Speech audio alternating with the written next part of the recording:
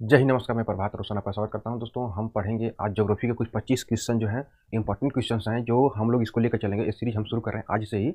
और ये सीरीज कैसा लगा आपको जरूर कमेंट बॉक्स में बताइएगा। चैनल को सब्सक्राइब कर दीजिएगा और शेयर कर दीजिएगा प्लीज़। और उसके बाद हम देखते हैं हमारा क्वेश्चन क्या है। देखिए, पहला क्वेश्चन कह रहा है कि किस शहर को भारत के मैनचेस्टर के रूप में जाना जाता है। किस शहर को भारत का मैनचेस्टर के रूप में जाना जाता है, ये क्वेश्चन है। बहुत अच्छा क्वेश्चन है। इसको बता दो। ऑप्शन है आपका कोयम्बटूर है, अहमदाबाद, मुंबई, कोलकाता। इसमें से सही कौन सा होगा? इसमें हमारा सही होगा अहमदाबाद। अहमदाबाद को हम भारत के मैनचेस्टर के रूप में जानते हैं। क्यों जानते हैं? क्योंकि ब्रिटेन का यह मैनचेस्टर शहर है। यह जो है कपास उद्योग के लिए बहुत फेमस है, इसलिए इसको मैनचेस्टर के रूप में जानते हैं। इसीलिए भारत के मैनचेस्टर के रूप में अहमदाबाद को जाना जाता है, और कोई कारण इसका विशेष नहीं है। नेक्स्ट क्वेश्चन अगर हम देखते हैं दोस्तों, नेक्स्ट क्वेश्चन देखते हैं हम। तो नेक्स्ट क्वेश्चन देखते हैं तो कह रहा है कि श्रीहरिकोटा श्रीहरिकोटा श्रीहरिकोटा श्रीहरिकोटा निम्नलिखित में से किस राज्य में स्थित है? श्रीहरिकोटा निम्नलिखित में से किस राज्य में स्थित है? श्रीहरिकोटा निम्नलिखित में से किस राज्य में स्थित है? श्रीहरिकोटा निम्नलिखित में से किस राज्य में स्थित है? श्रीहरिकोटा निम्नलिखित में से किस राज्य में स्थित है? बता दो। ऑप्शन है आपका तमिलनाडु, केरल, कर्नाटक, आंध्र प्रदेश। यह कौन सा किस राज्य में स्थित है?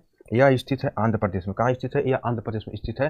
श्रीहरिकोटा भारत के आंध्र प्रदेश राज्य में स्थित जो पश्चिम बंगाल की बंगाल की जो खाड़ी है उसके तट पर स्थित यह है। यानी कि जो बांधा द्वीप है, यह बांधा द्वीप है, यह बना हुआ यह है। ठीक है ना, यह अवसादों से बना हुआ है। ठीक है, यह सतीश धवन प्रक्षेपण केंद्र के बारे में के लिए भी जाना जाता है। ठीक है, इसके पास 2 उपग्रह केंद्र हैं, लेकिन दोनों में से एक यह है, एक यह हरिकोटा वाला है। ठीक है, नेक्स्ट देखते हैं क्या है। अगला क्वेश्चन दोस्तों कह रहा है कि रामेश्वर द्वीप चैनल द्वारा भारत के मुख्य भूमि से अलग होता है। रामेश्वर द्वीप चैनल जो है भारत की मुख्य भूमि से अलग होता है।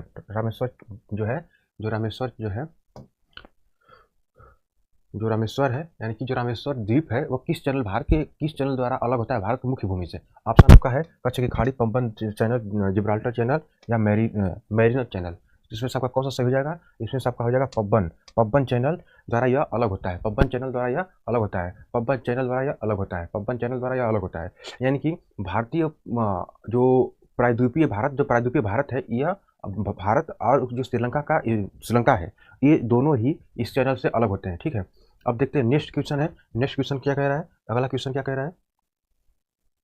अगला क्वेश्चन देखो। अगला क्वेश्चन हमारा कह रहा है कि दक्षिण भारत की सबसे ऊंची पर्वत चोटी के बारे में कह रहा है। दक्षिण भारत की सबसे ऊंची पर्वत चोटी के बारे में कह रहा है। दक्षिण भारत की सबसे ऊंची पर्वत चोटी के बारे में बात कर रहा है। दक्षिण भारत की सबसे ऊंची पर्वत चोटी के बारे में बात कर रहा है। यह दक्षिण भारत की सबसे ऊंची पर्वत चोटी के बारे में बात कर रहा है।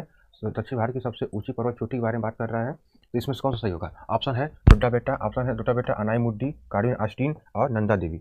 गाडविन आस्टीन और नंदा देवी। दक्षिण भारत की सबसे ऊंची पर्वत चोटी, दक्षिण भारत की सबसे ऊंची पर्वत चोटी के बारे में बात कर रहा है। दक्षिण भारत की सबसे ऊंची पर्वत चोटी के बारे में बात कर रहा है यह।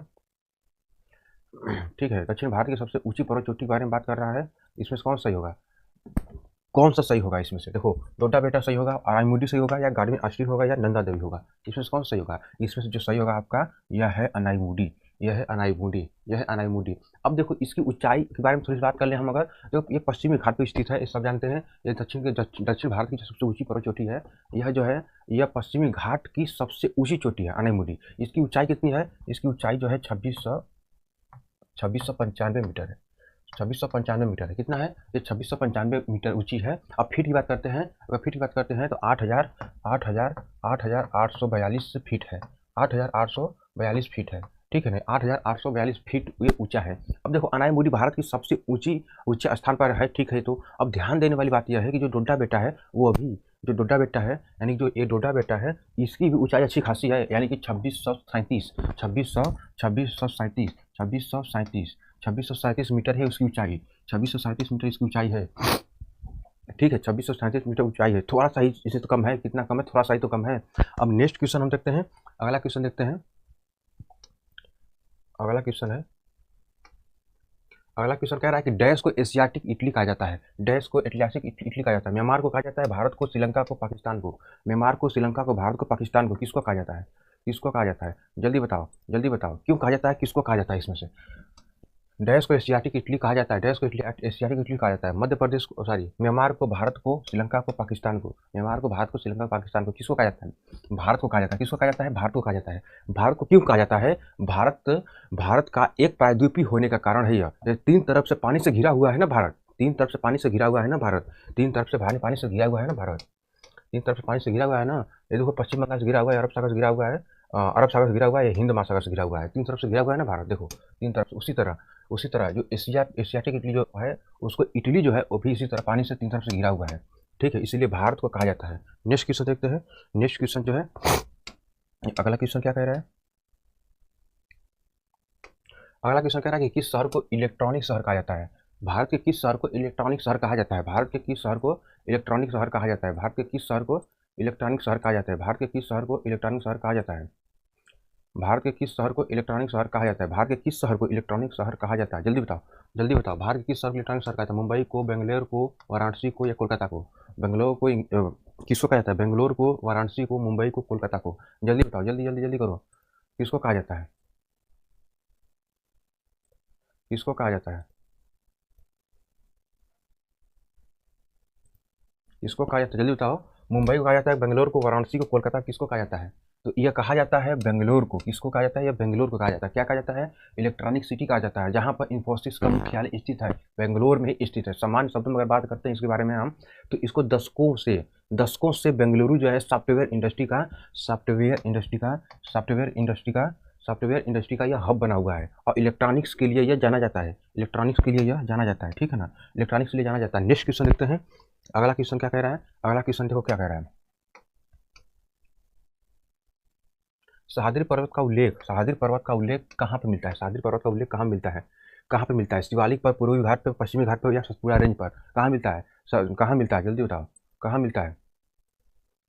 कहाँ मिलता है? बताओ कहाँ मिलता है? सह्याद्री पर्वतमाला का उल्लेख कहाँ मिलता है? सह्याद्री पर्वतमाला का उल्लेख कहाँ मिलता है? शिवालिक, पूर्वी घाट, पश्चिमी घाट या सतपुड़ा, कहाँ मिलता है? देखो, यह मिलता है पश्चिमी घाट पर। कहाँ मिलता है? यह पश्चिमी घाट पर मिलता है। पश्चिमी घाट पर मिलता है, तो पश्चिमी घाट जिसे हम सह्याद्री के रूप से जानते हैं, इसका एक और नाम है, हम बता रहे हैं, अभी तक सुने नहीं होंगे, जिसे हम कहते हैं परोपकारी पर्वत। क्या कहते हैं? परोपकारी पर्वत कहते हैं। परोपकारी पर्वत कहते हैं इसको। एक यह जो है पर्वत जो है एक श्रृंखला के रूप में है, यह जो पूरी तरह से भारत में ही स्थित है। भारतीय प्रायद्वीप के पश्चिमी तट पर यह समानांतर यह चलता ही रहता है, ठीक है ना, उसी तरह ये स्थित है। यह कहाँ पे है? पश्चिमी घाट पर है। नेक्स्ट क्वेश्चन देखते हैं। नेक्स्ट क्वेश्चन, अरावली पर्वतमाला यह किसका उदाहरण है? अरावली पर्वतमाला यह किसका उदाहरण है? अब देखो, सीधा पहाड़ है, ब्लॉक पर्वत है, अवशिष्ट है या ज्वालामुखी पर्वत है? क्या है यह? क्या है? बताओ, क्या है यह क्या है? क्या है? बताओ जल्दी बताओ। अरावली पर्वतमाला किसका उदाहरण है या किस तरह का उदाहरण है? अवशिष्ट पर्वत का उदाहरण है भाई। ये अवशिष्ट पर्वत का उदाहरण है। किसका है? ये अवशिष्ट पर्वत का उदाहरण है। देखो, जो अरावली पर्वतमाला है, ये भारत की सबसे पुरानी अवशिष्ट पर्वत है, ठीक है ना। अब देखो, जो रेंज है, यानी जो पर्वत है, इसके उत्तरी छोर जो है, अलग अलग पहाड़ियों और चट्टानी जो लकीर है, उससे यह हरियाणा राज्य से जारी होता है, ठीक। ये अलग अलग जगह पे अलग अलग नाम से जाना जाता है, लेकिन जो दिल्ली में जाके समाप्त होता है, जो अरावली रेंज है, या अरावली पर्वत जो है, यह दिल्ली में जाके समाप्त होता है। और सुनो, जो कि दिल्ली के जो मध्य दिल्ली है, उसमें जाके समाप्त हो जाता है, जहाँ पर रायसीना हिल्स का नाम सुने होंगे। रायसीना हिल्स का नाम सुने होंगे। यहाँ पे जाकर यह इसका अंतिम छोर होता है, इसकी अंतिम विस्तार इसका वहीं पर खत्म होता है, ठीक है ना। ये दुनिया की सबसे पुरानी पर्वत श्रृंखलाओं में से एक मानी जाती है, अरावली पर्वत, ठीक है। अरावली पर्वत दुनिया की सबसे पुरानी श्रृंखलाओं में से एक मानी जाती है। अब अगले क्वेश्चन की बात करते हैं। तो कोंकण तट किसके बीच फैला हुआ है? कोंकण तट किसके बीच फैला हुआ है? ऑप्शन है दमन से गोवा, गोवा से मुंबई, और महाराष्ट्र से दक्षिण कर्नाटक, गुजरात से गोवा। कहाँ फैला हुआ है? देखो, हम जल्दी जल्दी सॉल्व करते हैं क्वेश्चन को। ये फैला हुआ है गुजरात और गोवा के बीच में। कहाँ फैला है? गुजरात और गोवा के बीच में। जो कोंकण तट है ना, ये कोंकण तट गुजरात से गोवा के बीच फैला हुआ है। भारत का या भारत के पश्चिमी तट पर यह मौजूद है। कोंकण तट जो है अरब सागर जो है, ये बहने वाली जो नदियाँ हैं, उसका निर्मित कई मुहाना यहाँ पर है, ठीक है ना। उसके बाद जो निर्मित है, उसका कई मुहाना इसके तट पर है, ठीक है। नेक्स्ट क्वेश्चन देखते हैं हम। नेक्स्ट क्वेश्चन देखते हैं। कह रहा है कि नदी बेसिन जिसे हम भारत का रूढ़ कहा जाता है, ये रूढ़ लिखा है, वैसे रूढ़ कहा जाता है। रूढ़ भी कह सकते हो इसे, ठीक है, इसको रूढ़ भी कह सकते हो। ये किससे कहा जाता है? कहाँ पर है? दामोदर है या हुगली है या स्वर्णरेखा या गोदावरी है? दामोदर है, हुगली है या स्वर्णरेखा या गोदावरी है? कहाँ पर है? जल्दी बताओ, कहाँ पर है? इसे हम कहते हैं, दामोदर को कहते हैं। भारत का रूट जो है, हम दामोदर को कहते हैं। क्यों कहते हैं? जो घाटी है भारत को, जो दामोदर घाटी है, यह निगम जिसे हम DVC कहते हैं, Damodar valley corporation, Damodar valley corporation के नाम से जानते हैं। यह जो है 7 जुलाई 1948 को 7 जुलाई 1948 को 7 जुलाई 1948 को 1948 को 1948 को 7 जुलाई 1948 को 7 जुलाई 1948 को भारत के संविधान में ये अधिनियम बना करके इसको संविधान में संशोधन करके इसको जोड़ा गया कि ताकि हम जो नदियों का विस्तार है, नदी जोड़ो परियोजना के नाम से, ये तो अब आया है कि नदियों को हम जोड़ सकें, ठीक है ना, ताकि जहाँ पे पानी नहीं है वहाँ पे पानी की व्यवस्था कर सके, जहाँ पे पानी है वहाँ से कुछ पानी लेकर के वहाँ पहुँचाया जा सके जहाँ पे जिस नदियों में पानी नहीं है। क्वेश्चन नंबर हमारा क्या है 11। क्वेश्चन हमारा क्या है 11। क्या कह रहा है, एक क्या कह रहा है क्वेश्चन नंबर 11 कह रहा है कि गलत तरीके से मिलान किए गए जोड़े को राज्य के अग्रणी निर्माता का पता लगाया है। तो क्या करें, असम रबड़ उगाता है, आंध्र प्रदेश तंबाकू उगाता है, गुजरात मूंगफली और नारियल केरल उगाता है। तो इसमें से कौन सा सही है, इसमें से कौन सा सही है, इसमें से कौन सा सही है, इसमें से कौन सा सही है, जल्दी बताओ इसमें से कौन सही है। देखो असम में तो रबड़ नहीं होता है, असम में तो रबड़ होता है, बहुत कम होता है, तो उस मात्रा को नहीं गिना जाता है, ठीक है। अब देखो इसमें आंध्र प्रदेश में तंबाकू होता है, गुजरात में मूंगफली होता है और केरल में नारियल होता है, केरल में नारियल होता है। भारत जो है, असम भारत में जो है चाय का सबसे बड़ा उत्पादक है, असम जो है चाय का उत्पादक, ना कि रबड़ का उत्पादक है, ठीक है। इसके बाद बात करते हैं जो पश्चिम बंगाल है और हिमाचल प्रदेश और उत्तर भारत का जो क्षेत्र है, जो और अन्य क्षेत्र है भारत के, वो भी चाय के उत्पादन में अपना अच्छा खासा योगदान निभाते हैं, ठीक है, अच्छा खासा योगदान निभाते हैं। अगला क्वेश्चन देखते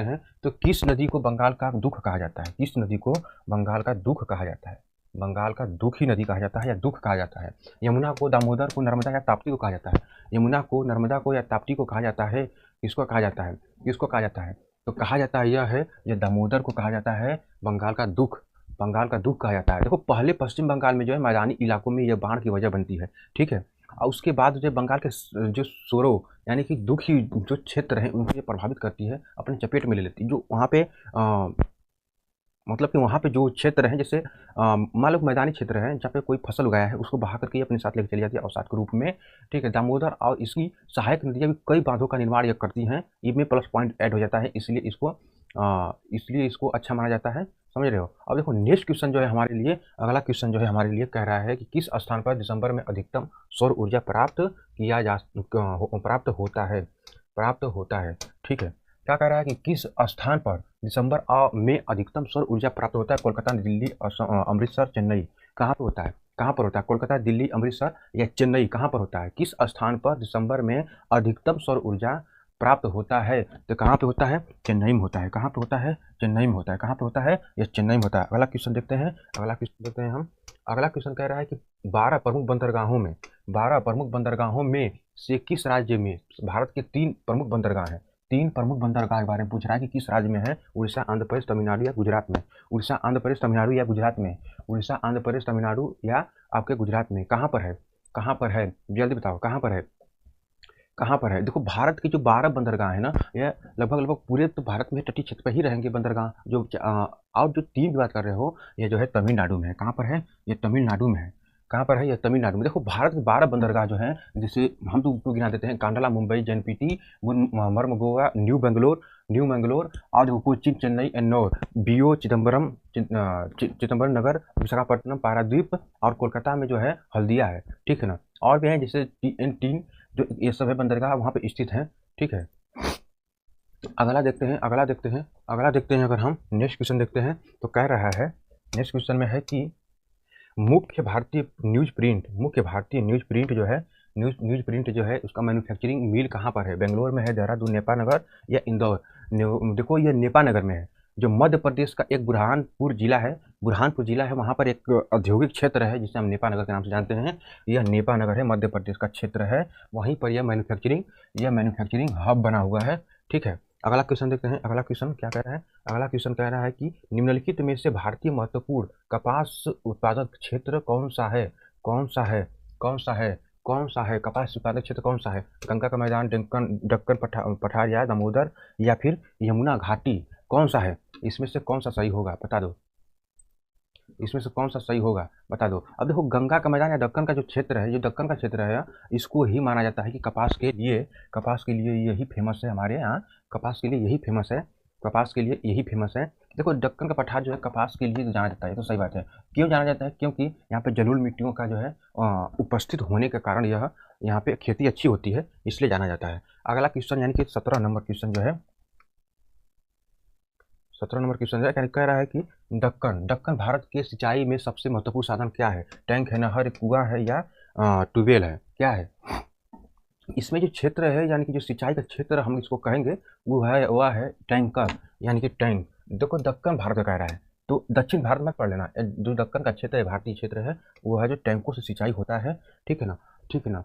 अब देखो जो नेक्स्ट, अब देखो थोड़ा सा इसके बारे में बता दें आपको। तो जो पानी होता क्या है कि हम लोग तो पानी, बारिश का पानी को वेस्ट कर देते हैं, लेकिन जो दक्कन वाले क्षेत्र में जाओगे, चाहे राजस्थान में चले जाओगे, चाहे और कुछ भारत के क्षेत्र में वहाँ चले जाओगे, तो ये करते क्या है कि अपने ज़मीन के पास, अपनी जो उनका खुद का ज़मीन है, वहाँ पे काफ़ी गड्ढा कर देंगे, और उसके बाद गड्ढा करने के बाद ये टैंक बना देंगे। ठीक है, टैंकर लगा देंगे। टैंकर लगाने के बाद इसमें ऐसे बना देंगे, फिर यहाँ से एक पाइप निकाल देंगे ताकि इसमें पानी आ जाए, और ये पूरे जब तक ये रहे, जब तक बारिश हो तब तक पड़ा रहे, उसके बाद भी पड़ा रहे। इसमें से लोग पानी पीते भी हैं, बहुत लोग पानी इसमें से पीते भी हैं। चलो नेक्स्ट क्वेश्चन देखते हैं। अगला क्वेश्चन क्या कह रहा है कि बोंडा गांव कहाँ पर स्थित है या किस लिए प्रसिद्ध है? बोंडा गांव किस लिए प्रसिद्ध है? यूपी के गन्ना खेती के लिए प्रसिद्ध है, राग मंदिर के लिए प्रसिद्ध है, रिफाइनरी के लिए प्रसिद्ध है, या फिर पश्चिम बंगाल में वन्य जीवन के लिए प्रसिद्ध है?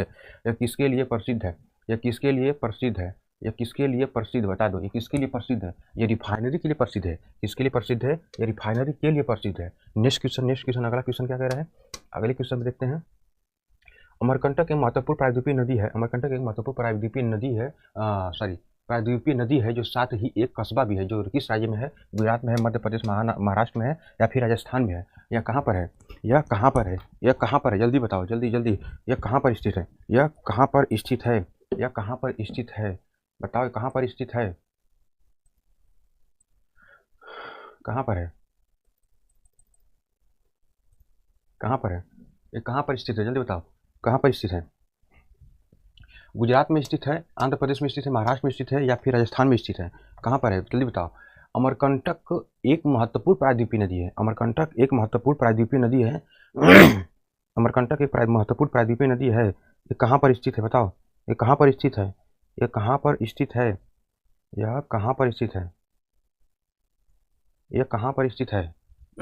गुजरात में है, सॉरी, गुजरात में है, या फिर गुजरात में है, या फिर मध्य प्रदेश में, या फिर महाराष्ट्र में है, या फिर कहाँ पर है, या फिर यह राजस्थान में है? तो एक बार जान जाना, यह जो है मध्य प्रदेश में है। कहाँ पर है? मध्य प्रदेश में। अब देखो मध्य प्रदेश की बात करते हो, तो मध्य प्रदेश की बात करते हो तो अमरकंटक जो है एक तीर्थ शहर है, और अनूपपुर मध्य प्रदेश भारत का एक नगर पंचायत क्षेत्र भी है। ठीक है ना। अब देखो नेक्स्ट क्वेश्चन पे चलते हैं। अगला क्वेश्चन क्या कह रहा है? अगला क्वेश्चन का निम्नलिखित में से कौन सा जोड़ा सही ढंग से मेल नहीं खाता है? सही ढंग से मेल नहीं खाता। काकरापार जो गुजरात में है, हीराकुंड उड़ीसा में है, या मैटूर जो है तमिलनाडु में है, या तुंगबाड़ा जो है महाराष्ट्र में है?